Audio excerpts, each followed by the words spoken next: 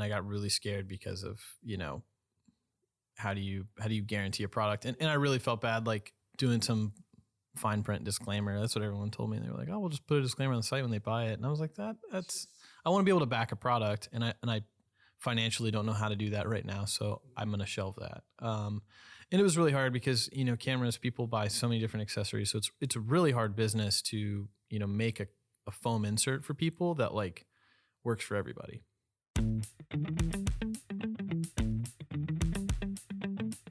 Awesome Inc. presents the Kentucky Entrepreneur Hall of Fame, a show that highlights how people throughout the Commonwealth of Kentucky pursue their definition of awesome through entrepreneurship, technology, and innovation.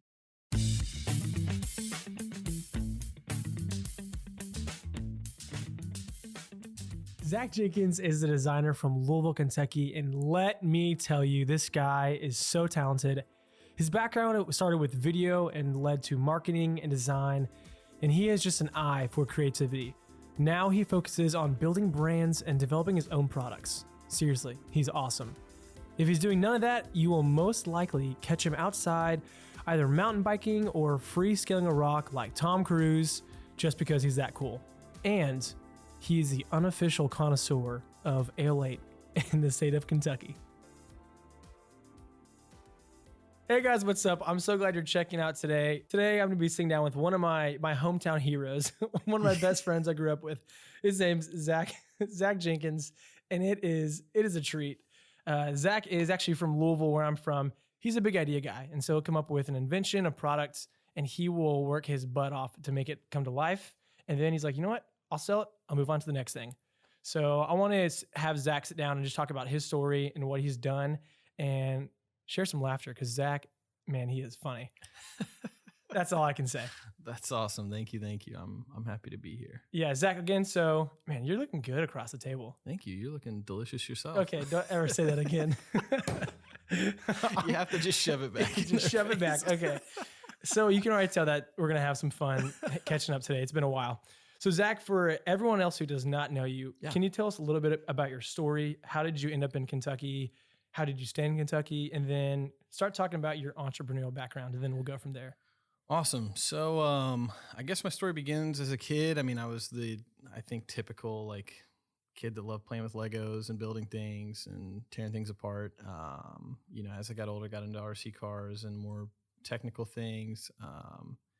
And then I guess the big transition was when push came to shove and it was time to go to college. I had enrolled, or I'd applied for speed school at the University of Louisville. I also had applied to UK, and I was really torn between like pursuing architecture or like architectural engineering or mechanical engineering, and I really didn't know, what jobs would these different career like education paths take me to. And so I got super flustered, backed out of both because I really didn't want to spend $20,000 a year on something I didn't really understand or, fully understand the what am I trying to say? I didn't fully understand the repercussions of like committing that much time to something. So I ended up applying to Purdue New Albany, which is across the river, so I could stay at home, save some money, and do most of my gen eds at IUS.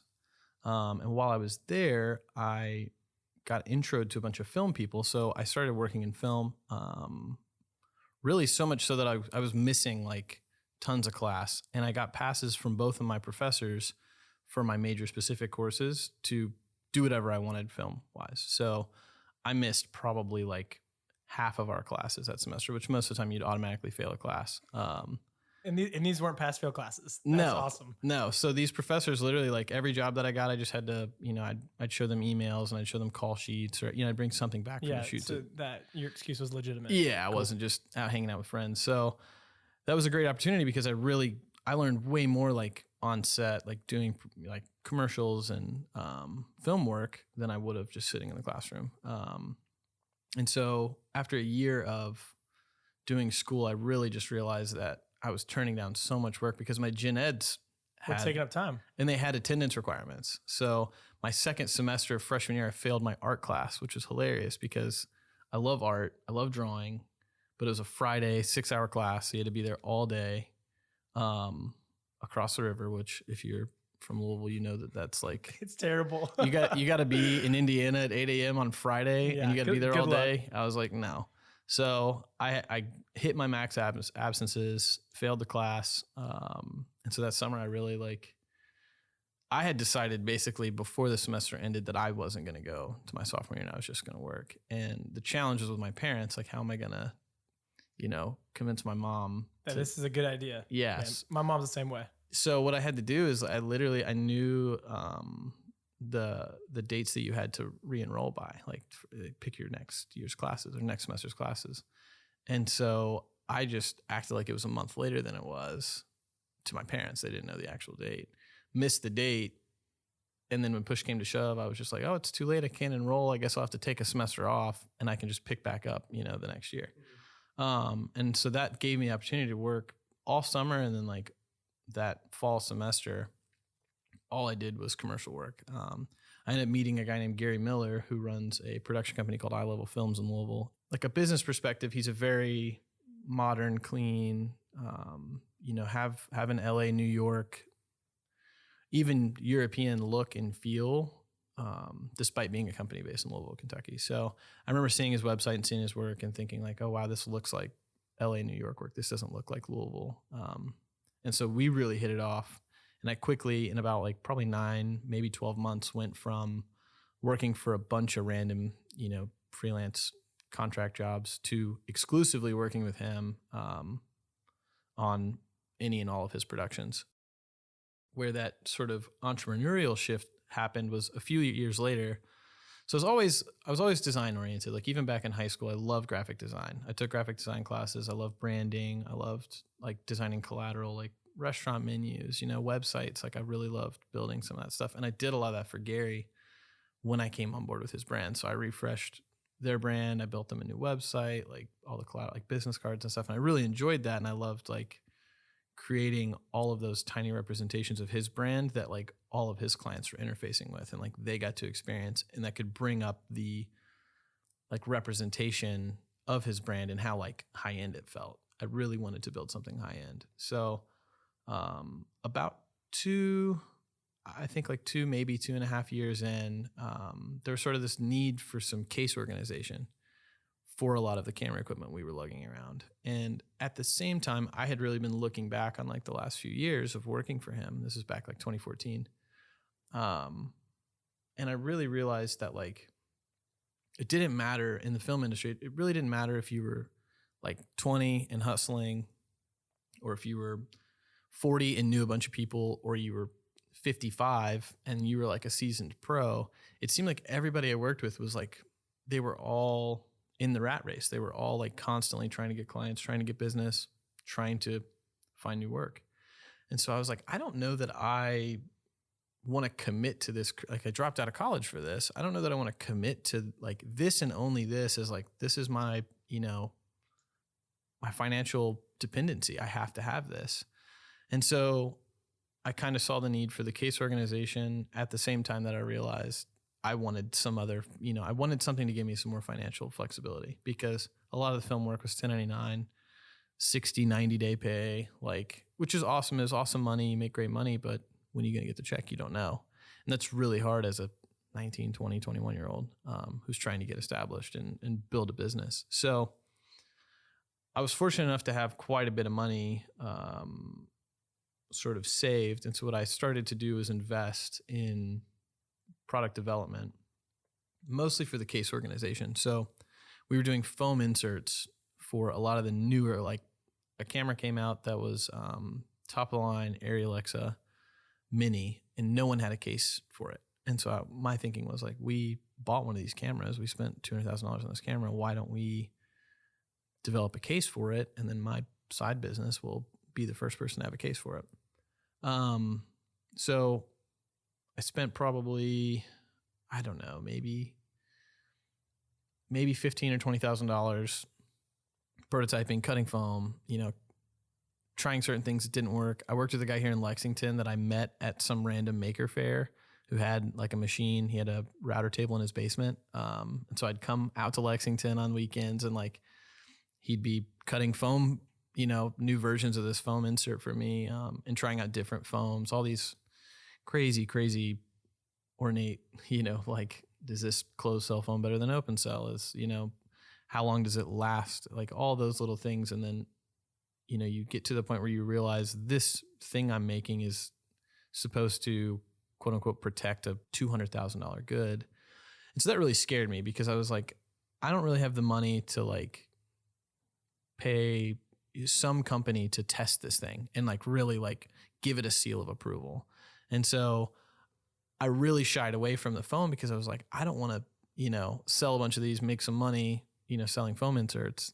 And then 6 months later, something happens. Yeah. Someone's camera broke when they were, traveling with their camera on a plane or whatever, or someone drops a case on set. And then I get an email out of the blue saying like, hey, like your foam didn't work. You want our money back, refund, pay for a camera. Yeah, we want you to pay for our camera. Yeah. We've got this insurance claim. And that really, really scared me. So what I ended up doing was sort of shelving that project altogether for about 6 months. And I was really like, I was very close to just completely dropping it, like not pursuing anything to do with it. So wait, what's the camera that you were initially making this foam insert for? It's the Area Alexa Mini. Man, that thing just sounds intense. Yeah. So, I mean, it was incredible. We were the second people in Kentucky and I think like top 5 in the United States to get the camera. Wow. In terms of delivery, which was crazy. We literally, I mean, like they did the product announcement and then the day that it released, we were on the phones with the reps ordering the camera. So as you're giving your background, you talked a lot about design. Design for you was a big driver. And at first that wasn't feeding your entrepreneurial journey, but then you saw a big shift once you got on Gary's team. Yeah. So how did that help you take you from, from being in college, just getting freelance work and then getting added onto this company to shifting to starting to pick up some entrepreneurial stuff? Well, I think I really realized like in that time that I helped, revamp and freshen up Gary's brand, the Eye Level Films brand, I really like doing that and having that hands-on process. I really realized like you really control the perception of a business with this. Like your logo says a ton about you. I think it does too. The fonts that you choose, how your business cards look and feel. And this was at a time, I mean, like Moo wasn't really a thing. Like we didn't have a lot of like the awesome resources that we now have, where it's really easy to make something that looks and feels awesome. So I remember we had like a local printer who does a lot of letterpress work. He laid up, I think it was like 3 or 4 sheets of this like matte black like paper that we just love. We love this particular paper, but they didn't sell it in the weight that we wanted our business cards in. So like those little experiences, like building that card and him having to go, like this poor printer guy had to go through, gluing sheets of paper together for us to then letterpress and print on, and make our business cards were widescreen. So like when you go to the movies and you see like that really narrow, letterbox top and bottom, our business cards were that aspect ratio. So they were really short. They weren't like tall and really square. They were very rectangle. And so again, we were just going outside the norm, but everyone commented on it. Everyone was like, wow, this card feels amazing. And this was again at a time where you couldn't buy a Moo Super Luxe or whatever, like 4-layer paper card because nobody was really doing it. So seeing a lot of those things, I think I really realized with a brand, you control A, the perception, and B, like the quality with that perception. So before I ever had any product developed for Spartan, which is the case company that I worked on, I had a brand. I had a brand because I realized through buying all the camera equipment, spending all this money, and being in the industry, I saw what all the people I was working with, what they were buying, right? Like what were these businesses gravitating towards brand wise? And in my head, after really understanding how powerful that was to those people, because the film industry, they care about how something looks and feels, right? They want the most badass camera. They want the best case. They want the highest in this or that. They want the thing with the cool logo, everyone's editing on Max. Like there's a ton of brand perception in there. So with all of that, I think that really opened my eyes up to, I could build something brand wise that I think people would want. Now I just need a product. Yeah. I love the fact that you had a brand picked out and this is something that you were able to craft over the years through all your experiences.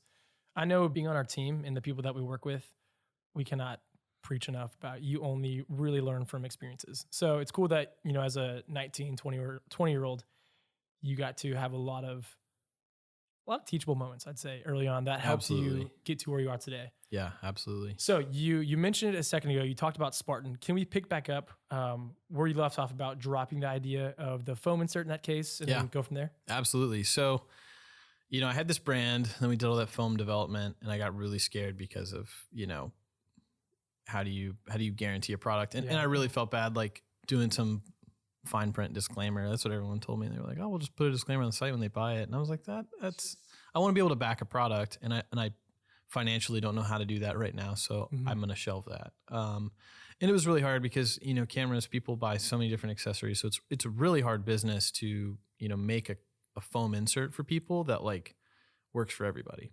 And I guess I'll back up and say a lot of my product development was assisted by First Build in Louisville. So GE started this company that was basically like a make space, and they had water jet cutters and lasers and all these things. So I was really able to prototype I was paying full like machine shop rates to use some of these machines, which they can be, $90, $120 an hour. And so you can burn money really fast if you aren't prepared. Yeah. Or you're taking a lot of gambles. You're making a lot of guesses when especially with foam, you think you need, this big of a pocket for this or that. It's really hard to prototype for that before you actually go and cut the foam. So there was a ton of money burned on just bad prototyping. So anyways, I ended up shelving the whole foam thing and was really, really close to just moving on to the next idea. And there were a couple ideas floating around, but there was nothing that was like, oh, this is an opportunity I have to grab and go with right now. There wasn't anything like that. And so I looked back at Spartan and I was like, maybe there's something there that I haven't really considered. And I had a list of like future potential products that would have worked well with the foam stuff. So what I ended up doing is I hired an engineer for a month. I think $4,000. So I hired an engineer, for 1 month to work for me for 30 days or whatever. And looking back, I'm super glad that I did it, and I would do it again, and I probably will do it again in the future. When the opportunity is there and it's necessary. But it was really cool because it really let me focus on like products that I, being a potential user from being on set, products that I would have wanted on set. That's where a lot of my inspiration came from. So it's things that like I wanted to make my life easier on set, which I knew would apply to everybody else that was on set. And I love this all came out from a problem that you experienced consistently. Exactly. I think that's where all like true ideas come from. Good ideas. Yeah. Good ideas come from your own pain points. I just looked at the list of other ideas and I was like, we could make a lid organizer, because the lid organizer that Pelican makes it's garbage. Like every single person that I've met all over the United States and really all over the world, like every filmmaker I've worked with, you just say Pelican's lid organizer and they're like, oh, that piece of crap, like that thing falls apart. Like, and to interject myself. Yeah. So this is something that you obviously used pretty regularly. All the time. Okay. Yeah. And everybody had them. Like it was the only product on the market. Yeah. Really. And was this for DSLR cameras or like the kind of cameras you were using for commercials? It was really just for anything. It was for anybody who had a Pelican case. Tons of people buy these cases. So yeah. So it was just a standard, everyone used the same lid organizer, and everyone who had these cases had this lid organizer, and it was junk. Like the zippers would literally break. And then the mesh that it was made out of would just tear. It wouldn't hold up. And for people that, for the outliers that did have $100,000 or $200,000 camera, and they're like, that sucks. Like you have this thing. Can't count on that. And there was no alternative. It was like this, you can buy this or you can put like the corrugated foam in the lid.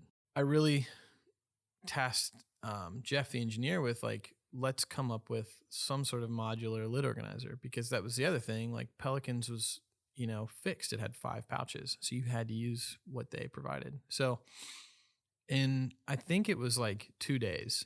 We went from, hey, let's work on a lid organizer, to Jeff and I were at First Build laser cutting cardboard prototypes of this plate that we were going to put in the lids that would let you modularly attach any type of MOLLE pouch, which is just a standard military tactical pouch. We cut the cardboard prototype. It's awesome. I'm like, this is actually a really good product. Now we have to affix it to the lid. And Pelican had these spots that you could screw their lid organizer in. But one of the big problems with their lid organizer is it always ripped out because they were just like almost like a wood screw. They weren't a machine screw. So if you pulled on it too hard and it ripped out, you couldn't put it back in. It was donezo unless you glued the screw back in there. So it was super messy. So we started working on like, could we, drill a pilot hole and then press fit a threaded insert, which would have a machine screw, and then you could easily take that screw in and out as much as you want.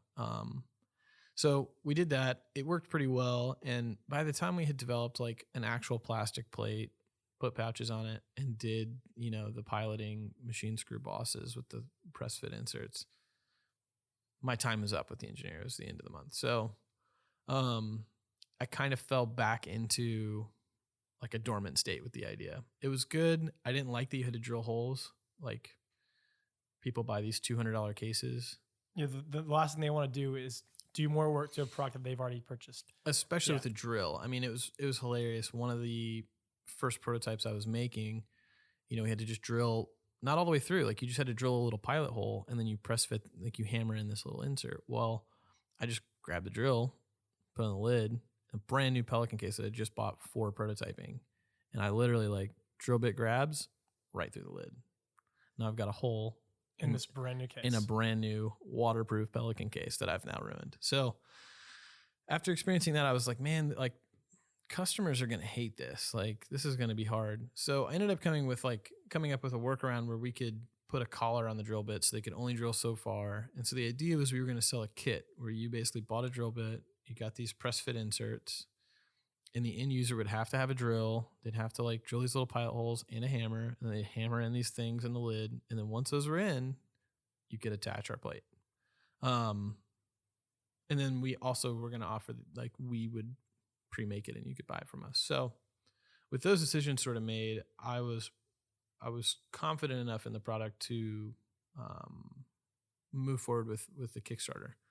So I think over the next like 3 months, nights and weekends and whenever people had free time, I worked with a lot of my film friends to shoot different portions of the Kickstarter video.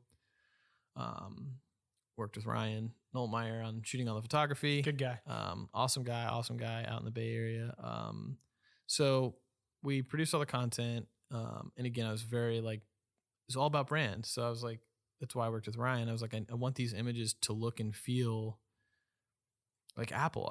I want this plate, although it's just a flat plate that's cut out of plastic, I want it to look and feel like an Apple product. Like I want the minimal on white, like super clean. So there was a ton of focus on that while we were building all those assets. And that's important because what I'm about to get to, I think that branding and that content really had a lot to do with where the business went. So we wrapped things up in, I think, May of 2000 and, is it 16 or 17? I think it was 16. Yeah, it was 16 because I was still in college and I remember I came back to Louisville. I think it was either Christmas break or maybe New Year's, something. And we met up at, was it Quills? Yeah. Yeah, Quills in the Highlands. Talking about life, talking about work, what I wanted to do. And you were just like, man, stop. You need to start doing like what I'm doing in terms of being able to trade my time for money. Yeah. And this is, and you're talking about Kickstarter and what you've gotten into. So yeah, pick up there, talk about your epic Kickstarter, and then maybe some of the best things you learned from that deal, and we'll kind of continue on. Yeah, absolutely. So we wrap things up on the Kickstarter. We get everything to a place where I'm really confident in like how it looks and feels. I went so far as to like modify. I'd seen this backpack company make the body of their Kickstarter. It was all images. So they were able to design the layout, like choose the fonts, all the things. So most Kickstarters, you have to use just their web fonts and you just insert images and use their text and all that. So, which is not nearly as compelling.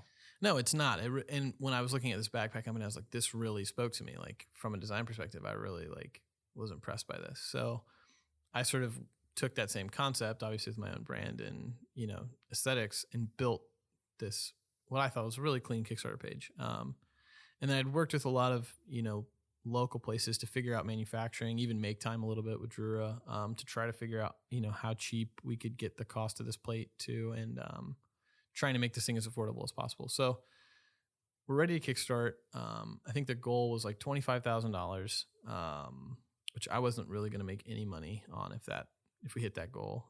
And I was a complete idiot, and I didn't even shut off international ordering.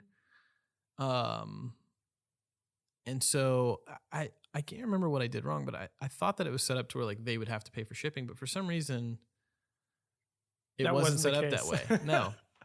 So anyways, we launched this thing. I want to say it was like around middle of May or early June of 2016. And the first couple days, the first day was interesting. It was a lot of friends and family. Like, my dad got a case, and, Yeah, just people supporting you and people that I knew in the industry. Along, yeah. Right. There wasn't a lot of like, oh, I've never heard of this person before. There wasn't like a lot of organic search. So I had some assets, and I had a couple cases, and I knew that I wanted to give them to people, but I didn't exactly know who. So my buddy Brandon knew this film guy who has a pretty big YouTube called Cinematography Database. So he somehow gets connected to him, and he says, if you send me, one of these cases with a lit organizer, he's like, I'll just do a quick review and help your Kickstarter. So I'd sent him a case like right before we launched the Kickstarter. And he posted a video about it. I think it was the second day, and like the traffic was insane. Like we got so many views. There was a lot of positive response. And again, this is like version 1 of this product. So get a ton of views, ton of response. And I think we got, $5,000 worth of backers. Like it wasn't crazy, but it was like a substantial boost. It was a good chunk. In 2 days. Yeah, in a couple of days. So I was like, this is really great. If I get a few more people like this, we'll hit our goal, and like this is actually going to become real. And so then day 3, we're monitoring all these metrics and all the analytics on everything, and we see this huge spike in viewership on day 3, and there's no new backers with it. There's just a ton of people viewing the Kickstarter, and we were so confused by it. So we end up being able to trace the analytics, and we find out that my Kickstarter had made it on a Reddit subthread called Shitty Kickstarters, which is a thing. So there's people that just submit Kickstarters that they think are terrible ideas to this Reddit subthread for whatever reason, and everyone could comment and Reddit it up, tear you to shreds. So day 3 was pretty rough because I was like, why? Like who thinks this is a terrible idea? And it was really interesting because there were actually a lot of people defending the product. The original post, the guy was just saying like anybody could cut this plate out at any maker space. So why do you need to buy this product? Which was funny to me because it's like, well, not everybody has the time to like go and like draw something and then go cut it out and then buy the screws and find the things and do all the stuff and whatever. So anyways, day 3 was kind of a down day because we had all this traffic, and then I found out that, it was just people making fun of the product and thought it was a bad idea. And then day 4, I get an email through LinkedIn from Pelican, who makes the cases we designed our product for.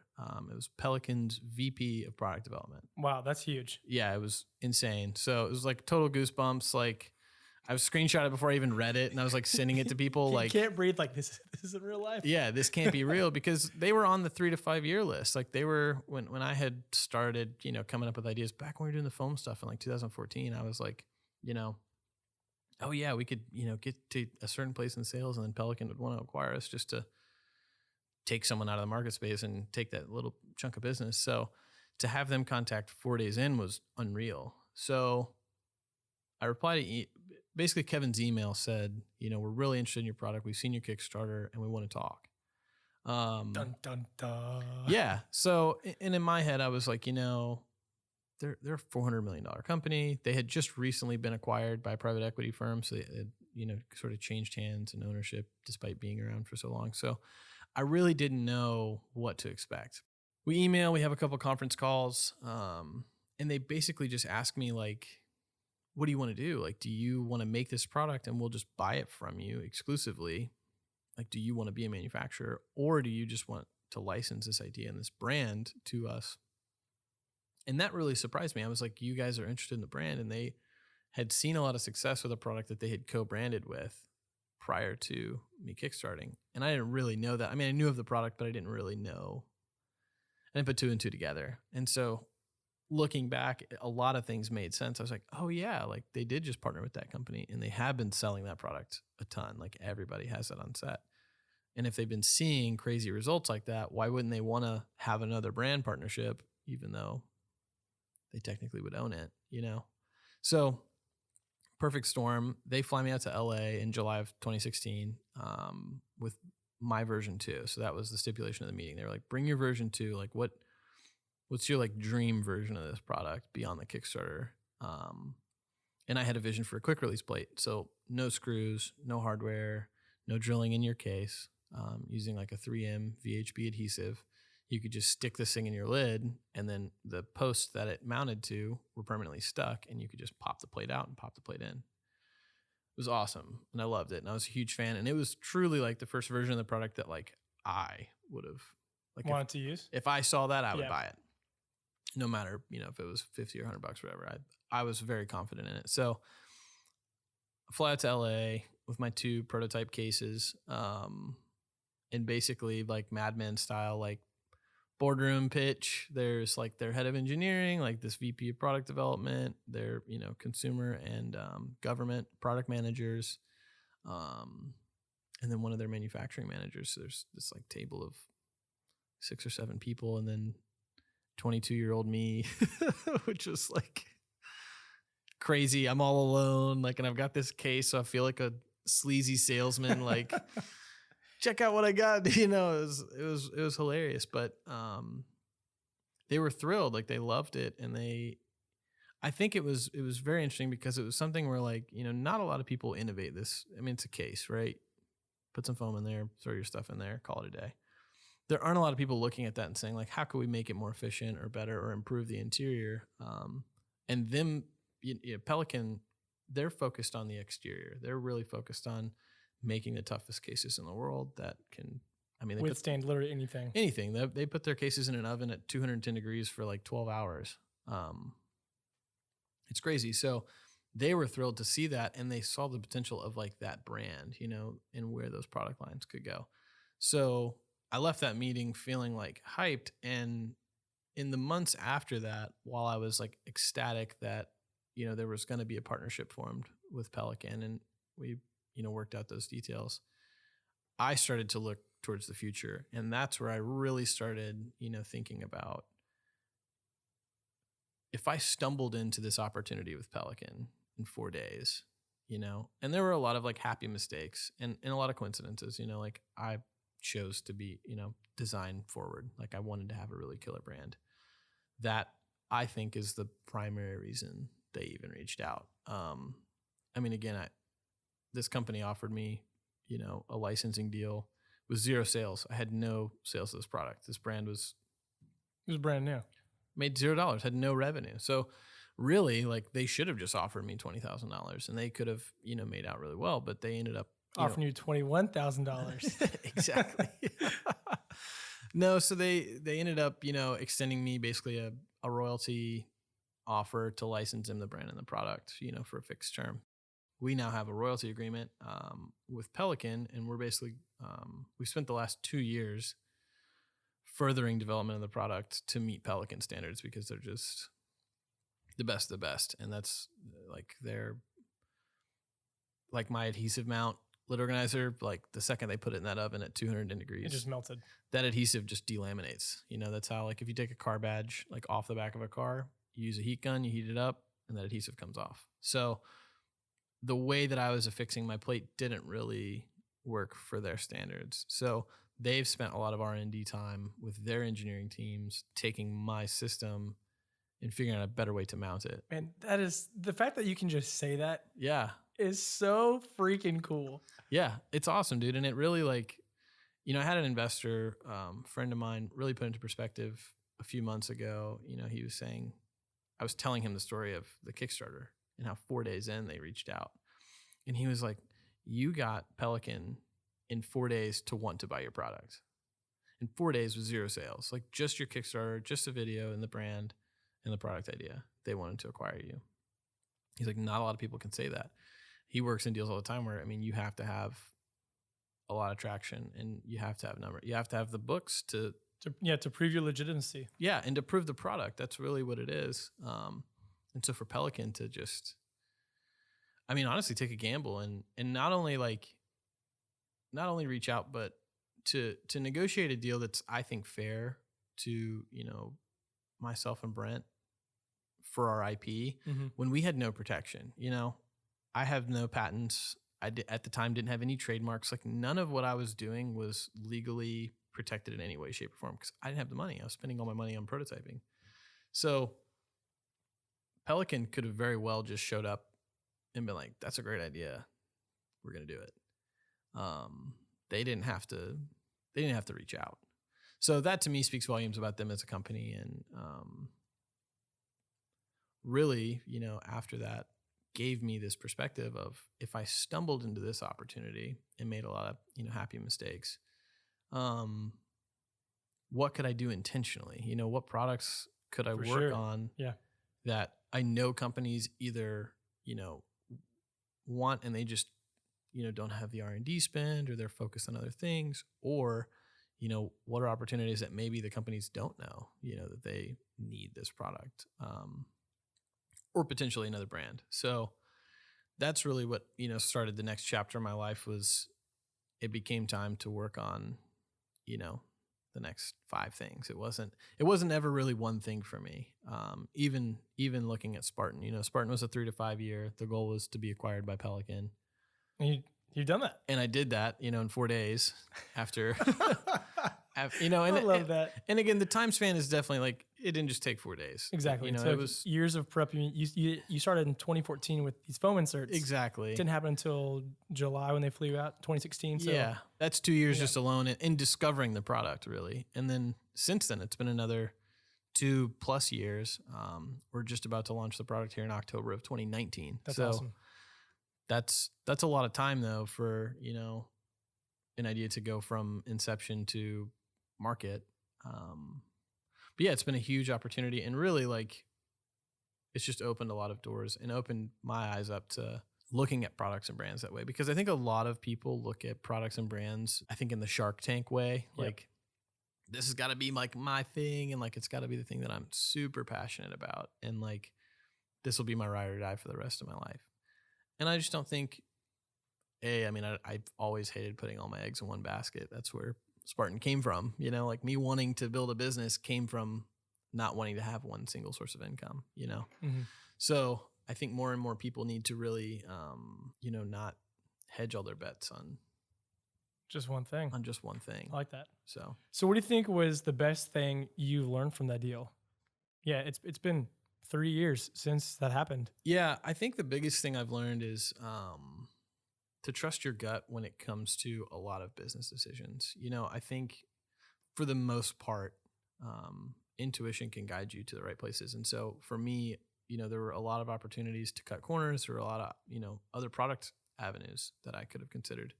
And as a potential customer, none of them ever, appealed to my intuition until that one idea. When that triggered, it was all up to, trusting instinct. Like, this feels like this would be a product that would sell. I think that's definitely the biggest thing I've learned. And then also there's a couple ancillary things. I think one of them is, like, definitely you have to build a network of people to support. I by no means did that by myself. I was working with Brent, engineering stuff, for years. Hired Jeff, for that month. He helped, the inception of the Lit Organizer concept as we know it came from him, in the month he spent with me. Without all those people, without Ryan, pitching in and doing an incredible job. The brand. Yeah, shooting incredible images, and Mike Vance and Ben Rickard and my buddy Zach Irwin all chipped in to shoot video. All great guys, like a star-studded cast of people, really brought everything together and created the brand, which in turn is what got Pelican's attention. Well, hey, thanks so much for sharing that story. And it's just been cool to, as your friend, to watch that unfold over the last couple of years and to see where you're on to now. Yeah. So that's where I want to go. Yeah, you've touched upon how you are still in the midst of this deal. You're perfecting the different generations. What are you on, Gen 3 or 4 with Yeah, I think Insert. they may be on 5. Okay. They've had some iterations. I'm supposed to see the latest gen, I think this week, or next. So That's I'm pretty sure exciting. they're on 5 or 6. Jeez. So Yeah. so they're ahead of the game. Yeah. So what are you working on currently? I know that you have a few different products and a couple of businesses. I'd love to hear about those Yeah. because that's where your focus is now. Yeah, absolutely. So me personally, I have a blackboard at home, like a 4x8 board that's stuck to the wall of my dining room, and it's covered in post-it notes, and there are countless business ideas. The two things that I'm really, I would say, like hyped about and like passionate about right now, one is an app, and then the other is a business. So the app is called Cruise, and basically I want to build an app where you can share all your favorite drives with your friends. So for instance, I got off at Midway on my way to Lexington today for this podcast, and while that's not a crazy road, it's just a nice scenic back road Of Kentucky, of course. of Kentucky through horse farms and just beautiful country. And I find it more enjoyable than being on the highway. So I basically want to build an app that lets you, pick those either scenic routes or just fun to drive routes, or, for motorcyclists or whatever. That app idea, I think, pairs really well with the business idea I want to build. So I'm a car guy. You know that I'm a car guy. Big car guy. Big car guy. You can call me Paul Walker, Yeah. RIP. Oh man, don't make me cry. So basically, as a car guy, there's no space that you can go in, and I'm positive every car guy, every person that's wrenched on anything will tell you they've had this idea that I'm about to tell you, but no one's done it. There aren't co-working garages. There's not a space, and there definitely are like outlier, like Joe in whatever town has a shop and lets some of his buddies rent. There's definitely small businesses, but no one's really commercialized the idea. So I really want to build a brand and create sort of like create We Wrench. So like you can go and work on your car and have access to tools and lifts and even, knowledgeable people that can help you point you in the right direction, teach you tips and tricks without having to go spend, $3,000 on tools in a toolbox. And having the space, that's the biggest problem. There's tons of people that, have cars and want to work on them. And honestly, like there's a lot of things that people overpay for to have a shop do that, would maybe be a fun experience. Like for example, if you could go and like change your mom's brakes with her, like that could be a fun experience. Like, would she really do a ton of work? No, but like it'd be something you look back on and you had a good time, or father, son. I mean, that would be a huge thing to go and teach the next generation, how to do certain things. So I really want to create a space for that. And I feel like even as we move into more and more, electric vehicles, I think there's still a marketplace for that, similar to what WeWork has done, where you can utilize existing spaces and partner with, certain brands maybe to bring that to life. So those two things I think really play well together. And they're two things that I'm super passionate about. The challenge is I'm getting out of the product realm with those two ideas. Software is a thing I haven't really touched. And then building a brick and mortar business is also something I haven't touched and is way more capital intensive. So I've been trying to pull my strings and, how can I finagle my way into building this business and bringing it to life. And I've really, I'm at a place where I've worked with a lot of the brands that I would want to partner with for the garage idea. I've worked with Valvoline. I've worked with Challenger Lifts and subsequently Snap-on because they're owned by Snap-on. So what I'm really considering doing is sort of presenting it to them as a marketing activation and basically saying like, hey, I just want to try this thing as like a 2-bay, like super simple, paired with like, a little hangout coffee shop type thing. And just give it a shot and host events, host educational nights, come out and learn how to Change your oil. Learn how to put a spare tire on your car if you have a flat, like do those things that, they used to teach you in shop school back in the day. Like our dads would say that we don't have anymore. Like there's opportunities like that. And then obviously like cars and coffee and shows and just building community. That's the biggest thing. And I wouldn't say it's a frustration, but the biggest void, I think, in that whole industry is like, as a car person, like most people have cars to show it off, right? Like this is a cool thing. Like I've put my pride and joy. I built this thing. I want you to appreciate this. Like I'm proud of this thing. But we're cooped up, in our own garages, in our own houses, like in our own basements. It'd be so cool, I think, to like bring that out to a public setting where you can make new friends and meet new people all while doing those things. I think it shifts the paradigm, and it's more about, building the thing in the garage and then actually enjoying the thing on the road. So to me, like I want a place that I can find some of that community and like share my knowledge with my friends and help people.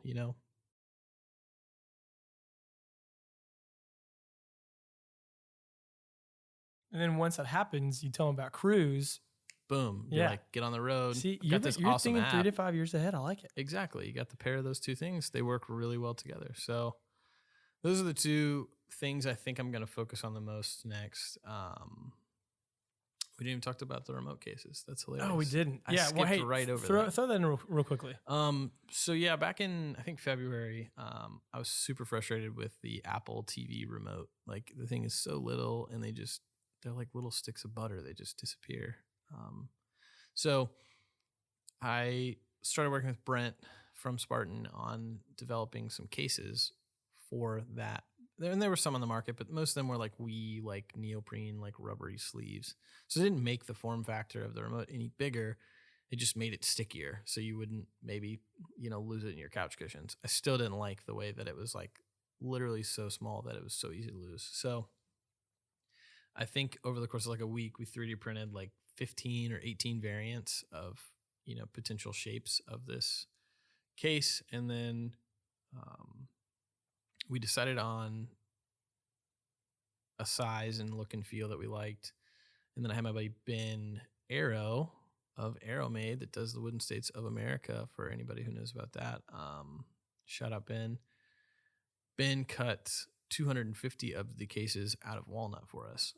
And so now we have a stack of these remote cases that are at my place.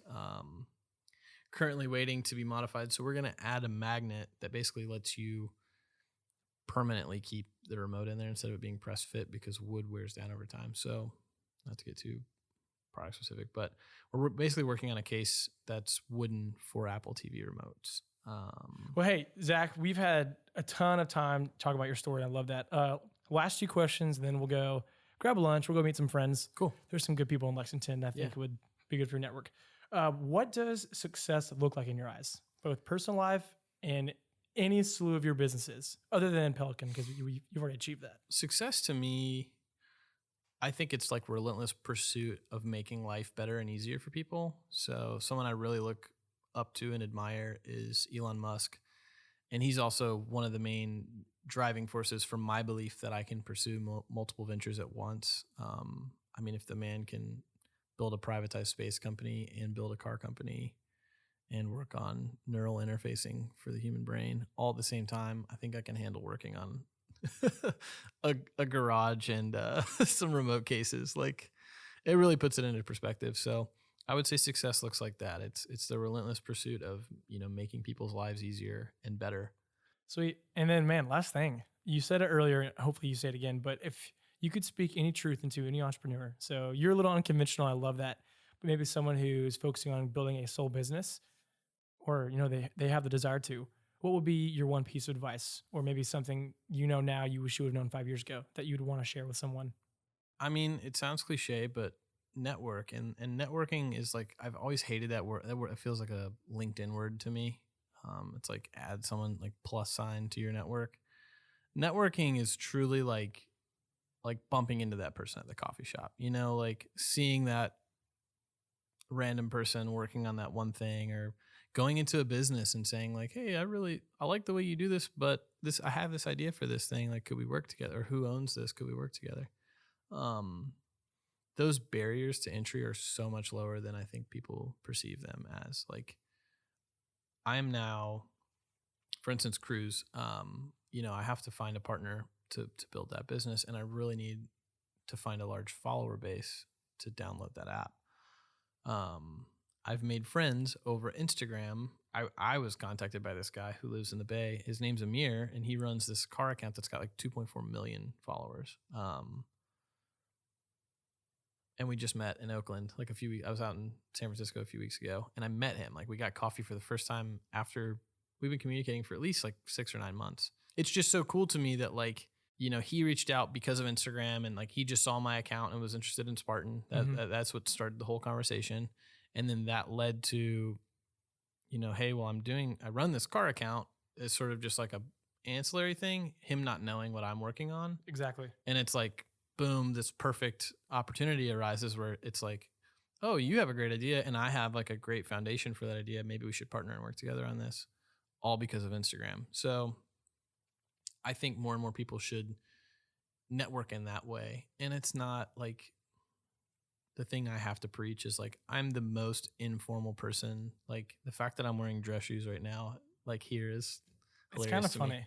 In jeans. I really like, I was very close to just wearing my joggers with you totally should have. My NMDs. I was going to, but hey, that's on me. I should have let you know we're pretty casual around here. No, it's okay. It was a good excuse to dress up a little bit, but I think people try to like formulate connecting with people too much. And I know for a fact with some founders that I'm friends with, like the copy paste, change name, LinkedIn, reach out, like it doesn't work because everyone knows that everyone's doing that, you know? Whereas like a very like heartfelt, organic, like sincere message on Instagram that's just real and raw in you, or even, you know, don't make it a big paragraph thing that looks like you copied it and pasted it from notes and you spent all this time like, hey man, I like your feed. Like you're really cool. I think we should maybe grab coffee sometime. That's actually what I've been doing with a lot of musicians I look up to. Yeah. So I saw Ben Rector at the Ryman almost a year ago. So last October. Okay. And man, his band's always consistently good. Yeah. But I reached out to both his guitarists. I got a coffee with one when I was in Nashville.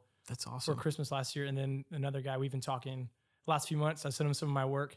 Yeah. And it's just been cool to use Instagram as a way to meet people, but also just like, hey, if I can help you, I'd love to. I would also love to get to know you because I respect what you do. Yeah. And that's all it had. Like, that's the other thing. Like, I think people are always trying to leverage and like, what could they do for me? And Again, man, you'd fit in well around our culture. Keep going. It's just, you have to be like baseline. Like when Amir reached out to me about Spartan, he was just like, I just think you're making cool stuff. And to me, like that was such a genuine, you know, message to receive. Like, oh, I just think you're doing cool stuff. And I think we should talk and get to know each other. That's reciprocated. And like, you actually get to go, like you actually get to know someone when you don't think that they're just trying to leverage your relationship. Yeah. Like if you really just think it's genuine and they just respect what you do and just, cause that's harder and harder to find. Like someone who's just like, I just think this is cool. I just want to be here. Like I'm not trying to. Yeah. There's no secret agenda. I thoroughly enjoy it. And I would encourage anybody who's trying to build a business or who's pursuing any, you know, type of entrepreneurship, play to your strengths and also to like what your passions are. Cause I think Steve Jobs said it, like, if you're not passionate about it, you're not in it for the long run. You know, if you don't truly enjoy that thing or you don't truly, you know, care about the mission of that company or that product, you're not going to see it through. You're not going to have the endurance to really bring that idea to life. Thanks so much for coming down. Hopefully you get everything squared away with Cruise. Yeah. We wrench. That sounds fun. I could definitely learn from that. And then, Fifth Made. Remotes. Yeah. I almost said Made Fifth, but that wasn't right. That'd be hilarious. Made Fifth. Made Fifth. You should start that brand. And we'll co-brand. Yes. Okay, we're getting out of hand. Hey, let's go grab coffee. All right, dude. Thanks so much. All right, well, that's it. We want to say thank you again so much for checking out the Kentucky Entrepreneur Hall of Fame podcast. Special thanks to Lee Roseveare for the music that you hear in the show, and to Lexington's Awesome Inc. for hosting us from their space. Again, I'm Garrett Farbach. Make sure to check back and tune in next time. We'll see you then.